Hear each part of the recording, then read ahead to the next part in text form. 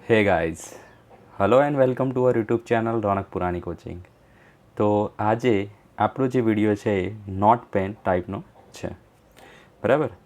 ખૂબ ખૂબ સ્વાગત છે આ વિડીયોની અંદર। તો નોટ પેન ટાઈપનો વિડીયો બનાવવા માટેનું રીઝન એ છે કે VACPRનું જે ટેબલ છે બુકમાં એનું આપણે વ્યવસ્થિત રીતે શું કરી શકીએ, અધ્યયન કરી શકીએ। તો એ ટેબલ સમજ્યા પહેલાં, VACPRનું ટેબલ સમજ્યા પહેલાં આપણે થોડીક બેઝિક વસ્તુઓનો ખ્યાલ હોવો જોઈએ। એ બેઝિક વસ્તુ શું છે? તો આપણે બે નોટ્સ પોઈન્ટ અલગ કર્યા છે। એ પોઈન્ટ પહેલાં જોઈએ તો જુઓ, જો અબંધકારક ઇલેક્ટ્રોન યુગ્મ કેવા હોય? 0 હોય, એટલે કે ના હોય, તો અણુની ભૂમિતિ અને આકાર કેવો થઈ જાય? સમાન થઈ જાય। અને જો અબંધકારક ઇલેક્ટ્રોન યુગ્મ હાજર હોય, એટલે કે નોટ ઇક્વલ ટુ 0 હોય, 1, 2 કે 3 હોય, તો ભૂમિતિ અને આકાર બંને અલગ અલગ થાય। ઓકે, તો આ બેના ટોપિકને સમજવા માટે આપણે આગળના જે 3 ઉદાહરણ જોયા હતા આગળના લેક્ચરની અંદર, એની ચર્ચા ફટાફટ કરી દઈએ। તો જુઓ, આપણે 3 ઉદાહરણ જોયા હતા, એક હતું મિથેન, એમોનિયા અને પાણી, બરાબર। એંગલ ઘટતો જાય છે એની પણ આપણે વાત કરી હતી। તો CH4ની અંદર Z બરાબર 4 છે, એટલે કે એમાં સંકરણ થાય છે sp3। સેમ NH3માં પણ Z4 હોય એટલે સંકરણ થાય છે sp3, અને H2માં પણ Z4 છે એટલે આપણે એનું સંકરણ કહી શકીએ કેવું? sp3 ટાઈપનું છે એમ કહી શકીએ। એવું કઈ રીતે કીધું? તો આપણી જોડે આ ડેટા અવેલેબલ હતો, બરાબર, જેની આપણે સંકરણમાં ડિટેલમાં વાત કરી છે। ઝેડની વેલ્યુ આવી હોય તો એની ભૌમિતિક રચના આ ટાઈપની થાય અને સંકરણ આ ટાઈપનું થાય। ફોર એક્ઝામ્પલ 5 હોય તો 5 કરવા માટે sp3, 3 ને 1 4 ને 1 5, sp3d ટાઈપનું સંકરણ થાય અને એની ભૌમિતિક આકાર આ રીતેનો હોય છે, એટલે કે ભૂમિતિ આ ટાઈપની હોય છે। સંકરણે આપણને આવી વાત કરી હતી। ચલો, તો અહીંયા જોઈએ આપણે શું સમજવા જઈ રહ્યા છીએ। તો ત્રણેયમાં sp3 સંકરણ છે, એટલે કે ત્રણની ભૂમિતિ સમચતુષ્ફલકીય છે। ઓકે, ઉપર લખ્યું છે ભૂમિતિ કોના પરથી? સંકરણ પરથી। કેવી છે? સમચતુષ્ફલકીય છે। હવે એનો આકાર નક્કી કરવો હોય તો આકાર માટે આપણે શું કીધું હતું? એના અબંધકારક ઇલેક્ટ્રોન યુગ્મને શું કહીશું? આપણે છુપાઈ દઈશું, એટલે કે ખોપડીને છુપાઈ દઈશું। તો જોઈએ, પહેલો જે મિથેન છે એમાં અબંધકારક ઇલેક્ટ્રોન કેવા છે? 0 છે। ઓકે, જ્યારે બીજો જે એમોનિયા છે એમાં અબંધકારક ઇલેક્ટ્રોન યુગ્મ એટલે કે લોન પેર કેવા છે? 1 છે, અને બોન્ડ પેર કેટલા છે? 1, 2 અને 3 છે। ચલો, H2ની અંદર લોન પેર કેટલા છે? 2 છે, ખોપડી કેટલી છે? 2 છે, જ્યારે બોન્ડ પેર કેવા છે? 2 છે। ઓકે, એનો મતલબ થયો અહીંયા કેવો છે? લોન પેર 0 છે, તો એનો સમચતુષ્ફલકીય શું છે? ભૂમિતિ પણ સમચતુષ્ફલકીય છે અને આકાર પણ સમચતુષ્ફલકીય જ છે। 1 સેકન્ડ।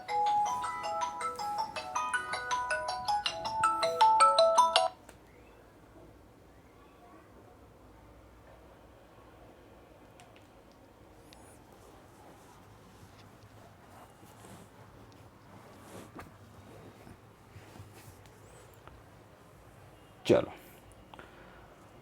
તો લોન પેર 0 હોવાના કારણે એની ભૂમિતિ અને આકાર બંને સમચતુષ્ફલકીય છે। જ્યારે એમોનિયાની અંદર જોઈએ તો લોન પેરની હાજરી છે એટલે એનો આકાર કેવો થઈ જાય? જુઓ, સમચતુષ્ફલકીય ના રે બદલાઈ જાય, બરાબર। અને આને કેવો કહેવાય? આકારના સમતલીય ત્રિકોણ કહેવાય। ઓકે, ભૂમિતિ ભલે સમચતુષ્ફલકીય રહી પણ આકાર બદલાઈ જાય છે। પાણીમાં લોન પેરની હાજરી છે, હા છે, કેટલા છે? 2 છે, એટલા માટે એનો આકાર કેવો થઈ જશે? ખાલી આ રીતેનો, એટલે કે વી શેપનો, બેન્ટ એટલે કે વળેલો। તો આપણે આ ઉદાહરણ પરથી સમજી ગયા કે લોન પેર જો 0 હોય, બરાબર, દાખલા તરીકે મિથેનમાં, તો આકાર અને ભૂમિતિ કેવી હોય છે? સમાન હોય છે। જ્યારે lone pair not equal to 0 હોય, આ બંને કેસમાં એવું છે જુઓ, તો એમાં આકાર અને ભૂમિતિ કેવી છે? અલગ અલગ છે। ચલો, આટલી વસ્તુ ખ્યાલ આવી ગયો। બીજું જુઓ, આકારનો જે ખ્યાલ છે, આ જે આકાર છે એ કોના પરથી ખબર પડી જાય? છેડાના પરમાણુ પરથી મળે છે।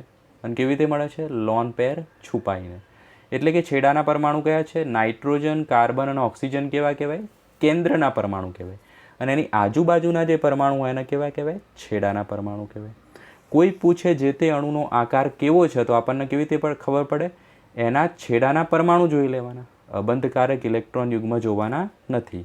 તો ખાલી છેડાના પરમાણુ જોઈએ તો આનો થશે સમતલીય ત્રિકોણ અને આનો થશે વળેલો અથવા તો બેન્ટ. ચલો, તો આ બંને સમજવા માટે આપણે થોડું રિવાઇઝ કરી લીધું છે. હવે આપણે બુકનું ટેબલ જોઈએ ડિટેલ્સમાં.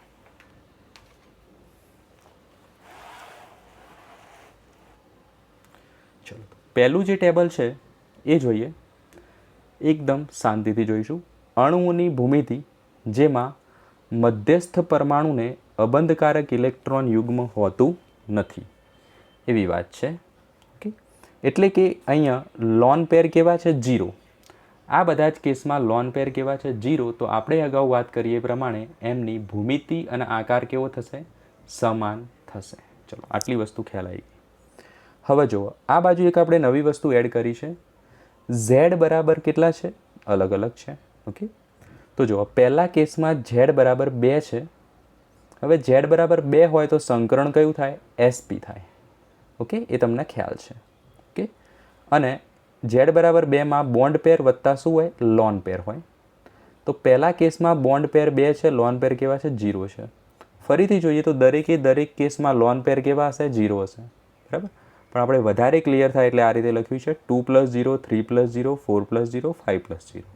ઓકે, ચલો, તો ઝેડ બરાબર 2 છે તો sp સંકરણ થાય અને sp સંકરણનો આકાર કેવો હોય? રેખીય હોય. એટલે કે ભૂમિતિ કેવી હોય? રેખીય હોય. લોન પેર કેવા છે? 0, તો એનો આકાર પણ કેવો થઈ જશે? રેખીય થઈ જશે. અહીંયા તમે લખી દેજો ભૂમિતિ અને અહીંયા લખી દેજો આકાર, એટલે આપણને ખ્યાલ આવી જશે. બીજું જોવો શું છે? ઝેડ બરાબર 3, તો એમાં સંકરણ કયું થાય? sp2 થાય. ઓકે, એમાં 3 બોન્ડ પેર છે, લોન પેર 0 છે. મતલબ એની ભૂમિતિ એ જ એનો આકાર થાય. તો ઝેડ બરાબર 3 હોય એટલે કે sp2 સંકરણમાં ભૂમિતિ કેવી થાય? સમતલીય સમત્રિકોણ અથવા તો સમતલીય ત્રિકોણ. તો એનો આકાર પણ કેવો થશે? સમતલીય ત્રિકોણ જ થશે. કારણ શું? અબંધકારક ઇલેક્ટ્રોન યુગ્મ નથી. ત્રીજો કેસ છે એમાં ઝેડ બરાબર 4 છે તો સંકરણ કયું થાય? sp3.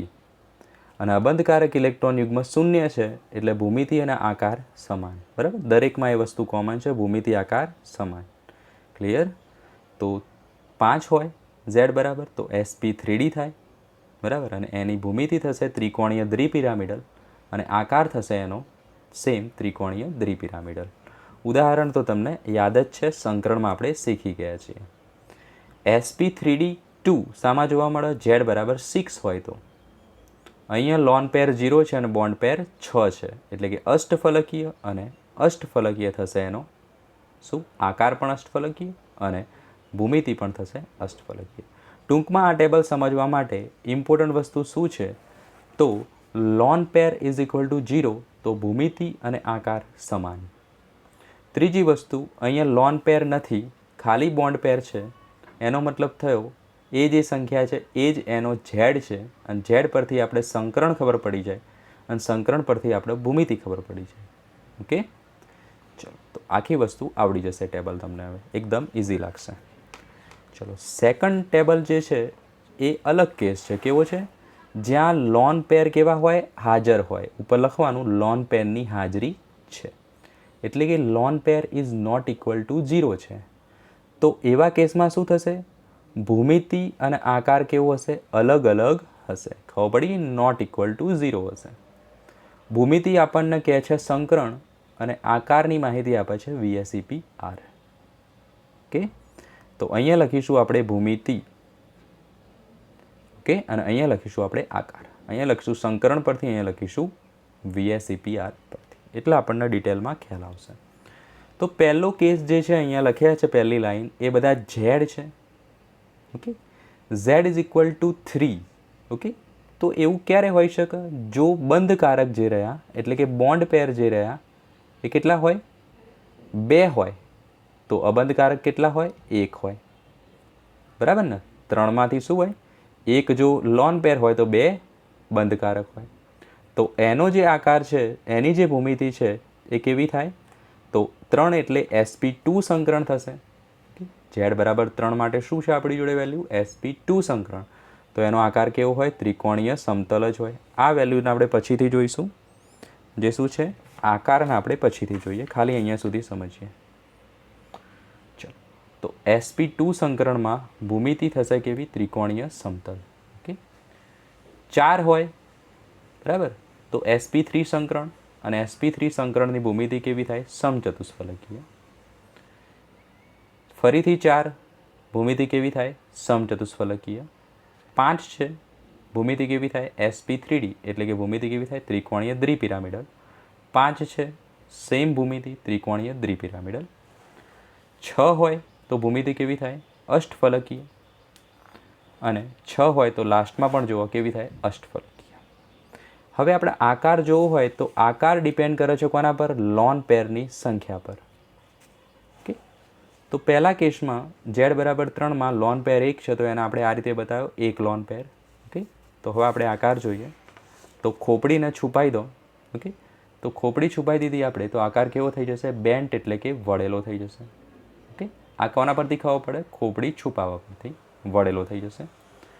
z બરાબર 4 છે, એમાં એક અબંધકારક ઇલેક્ટ્રોન યુગ્મ છે, તો 3 આ રીતે બતાવવા પડે અને એક આવશે અબંધકારક. અબંધકારકને છુપાઈ દઈએ તો આપણને એનો આકાર મળી જાય, અને આકાર કેવો છે? ત્રિકોણીય પિરામિડલ. ઓકે, ચલો, z બરાબર 4 છે, 2 અબંધકારક છે અને 2 બંધકારક છે, તો આ થઈ ગયા 2 અબંધકારક. બુકમાં આ રીતે તમે બનાવી દેજો, ખોપડી બનાવેલી છે નહીં એટલે ખ્યાલ આવશે. તો એનો આકાર કેવો થાય? દબાઈ દઈએ તો આ વી શેપ વધ્યો, તો એનો આકાર કેવો થાય? વી શેપ અથવા તો વળેલો થઈ જાય. 5 છે, એમાંથી એક અબંધકારક છે અને 4 કેવા છે? બંધકારક હોય, તો શું થાય? તો આ 4 થઈ ગયા બંધકારક અને એક થઈ ગયો અબંધકારક. ઓકે, તો આને છુપાઈ દઈએ તો આ આકારને બરાબર આવો દેખાય જે છે, એના આપણે જો સીધો કરી દઈએ, ફેરવી દઈએ, તો એ આ ટાઈપનો થશે કંઈક.